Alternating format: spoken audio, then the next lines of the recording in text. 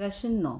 एक शहर में गर्मी में भिन्न भिन्न 6 दिनों दौरान महत्तम तापमान x और आइसक्रीम की बिक्री y की निम्न सूचना प्राप्त हुई है। महत्तम तापमान x, आइसक्रीम की बिक्री y। ओके, तो x बार यहाँ पे दिया है 40, y बार है 1.2, सिग्मा xy 306, sx स्क्वायर 20।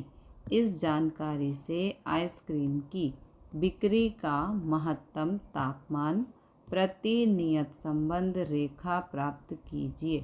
यदि किसी दिन महत्तम तापमान 42 डिग्री सेल्सियस हो तो उस दिन आइसक्रीम की बिक्री का आकलित मूल्य ज्ञात कीजिए। ओके, तो सबसे पहले जो इन्फॉर्मेशन दी है वो हम लिखेंगे। n बराबर 6 है, x बार 40, y बराबर 1.2, सिग्मा एक्स वाई है 306, एस एक्स स्क्वायर है 20, ये हमें दिया है।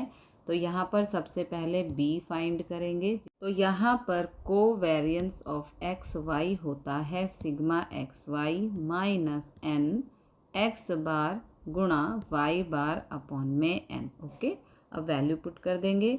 यहाँ पर हमने वैल्यूज़ पुट की, अब इसे करेंगे सिंप्लीफाई। तो ये 306, 6 गुणा 40 गुणा 1.2 होगा 288, 20 गुणा 6 120।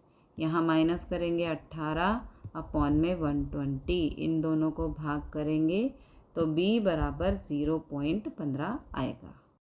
अब हमें फाइंड करना है a, जिसका ये सूत्र है। यहाँ पर वैल्यूज़ पुट करके सिंप्लीफाई करेंगे, इन दोनों को गुणा करेंगे 6 आएगा, माइनस करने पर -4.8 आएगा। तो ये आ गया a का मान। अतः y की x पर की नियत संबंध रेखा यानी कि y कैप, जिसका सूत्र है a + bx।